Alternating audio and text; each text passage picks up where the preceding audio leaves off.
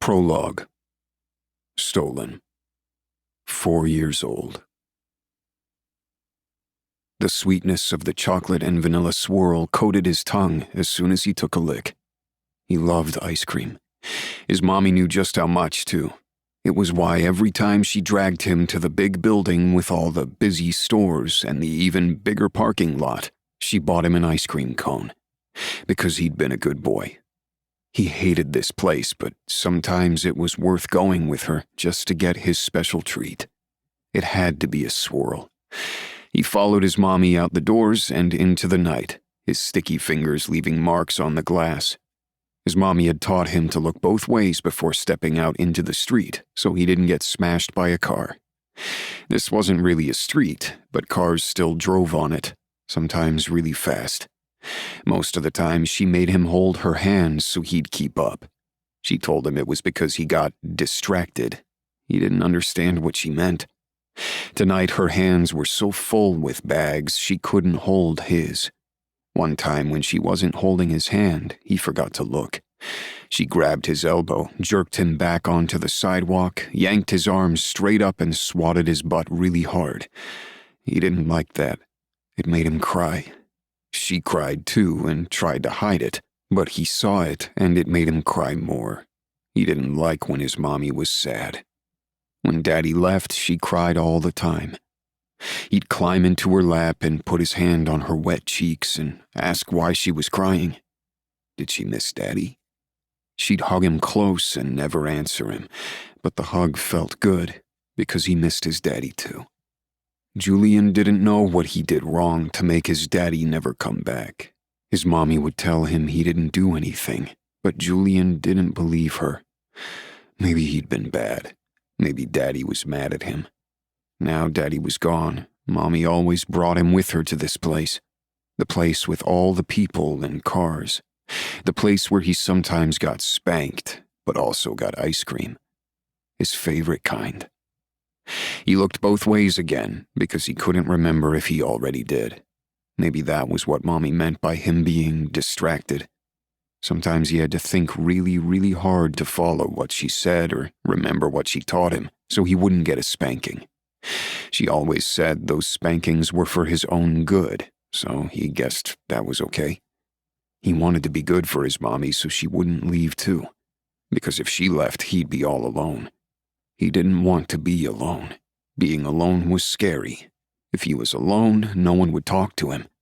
Without his mommy, he wouldn't get any more chocolate and vanilla swirled ice cream.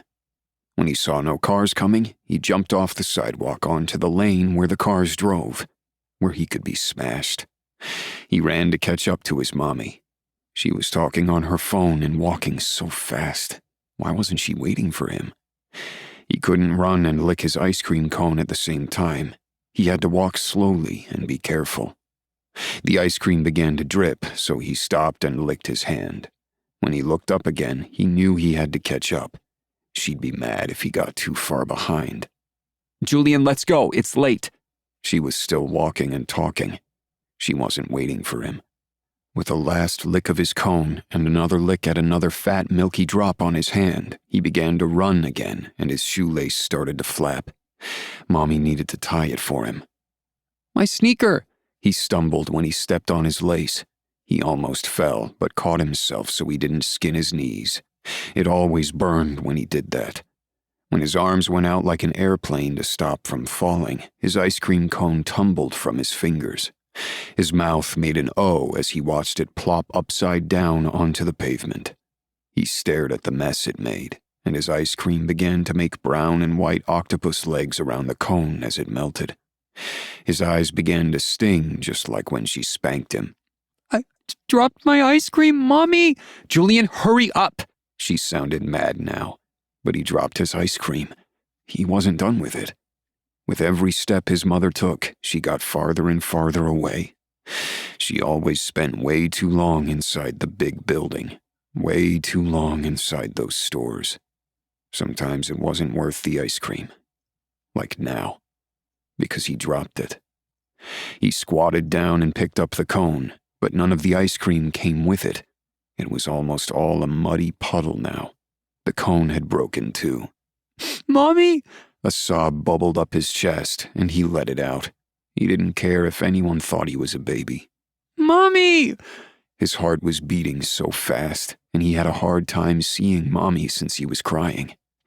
He stood up, and with one last look at his ruined treat, he began to walk again, trying not to trip. His lace whipped around like a snake he saw at the zoo. He watched as it flipped back and forth with each step. Flip, flop. It was fun. Mommy! He called. He couldn't remember where their car was. He could never remember. Mommy! Julian, come on! She called out as she stepped back out from between two parked cars. She was no longer talking on her stupid phone, and the bags were on the ground at her feet. He tried to run again, but almost tripped. Mommy, tie my shoe! He shouted. As he got closer, she disappeared again between what he finally remembered was their van and another big black van, a lot bigger than theirs. He stopped and stared at it.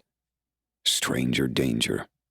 That was what Mommy taught him about big vans like that, to stay away from them, to never get in a car with a stranger, to scream if someone tried to get him inside a car or a van.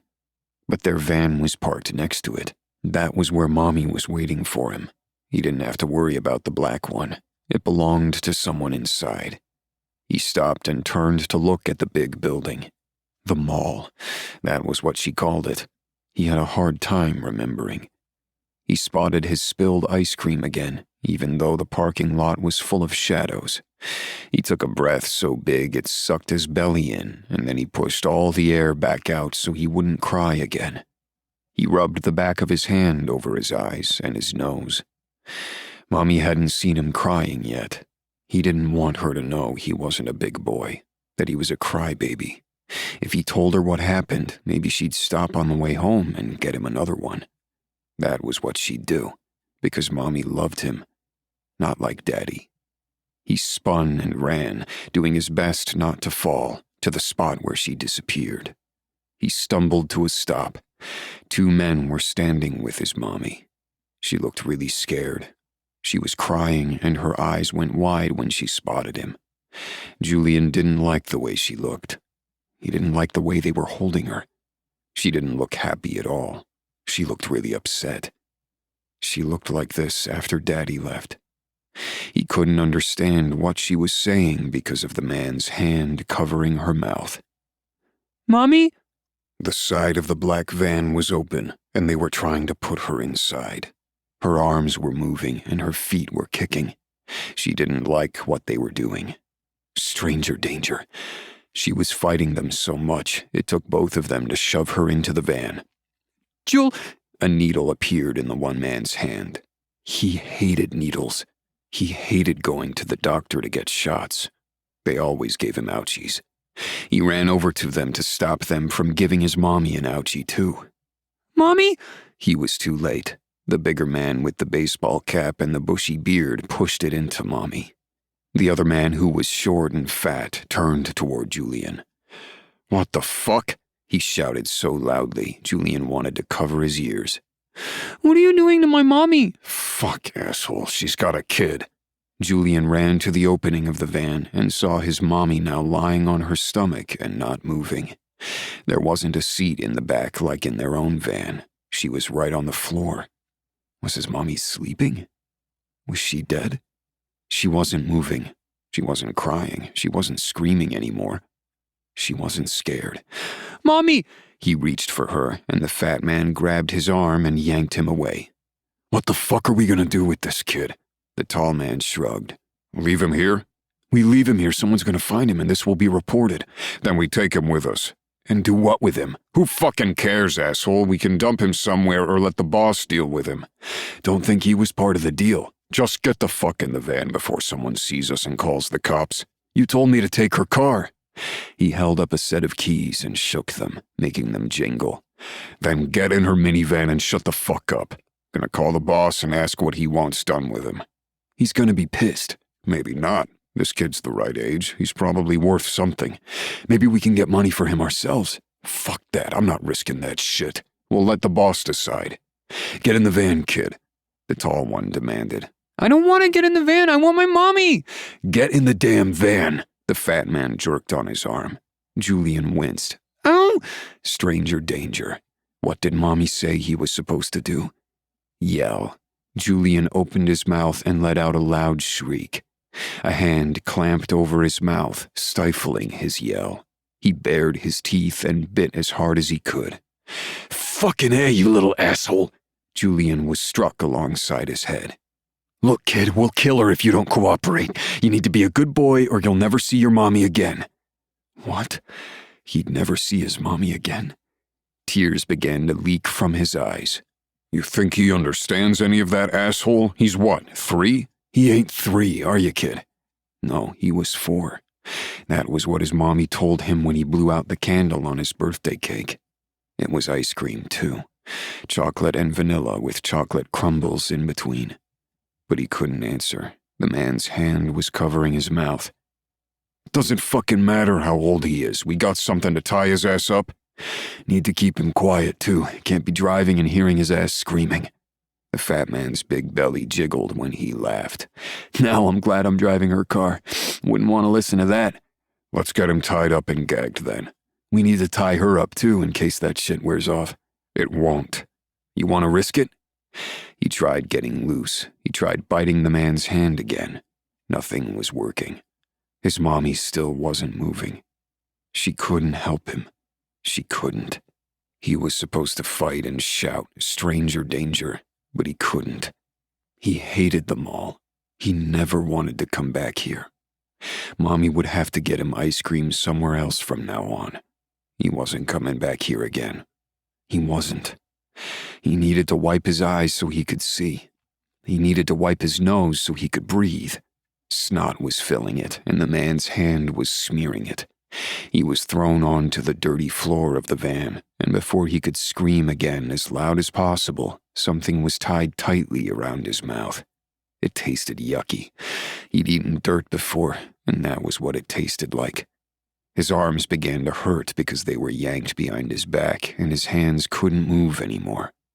He couldn't kick because the man tied his legs together. The big side door slammed shut, and the back of the van got darker. He no longer heard the men talking. He couldn't see the front of the van. He could only hear another door opening and slamming shut. Someone starting the van. The rumble of the floor beneath his wet cheek. He stared at his mommy's face, making a wish just like he had with his birthday cake. He squeezed his eyes shut really, really hard and wished and wished and wished. He wished Mommy would help him. He wished she'd tell him what was happening. He wished she'd open her eyes. She didn't. None of that happened. Not until much later.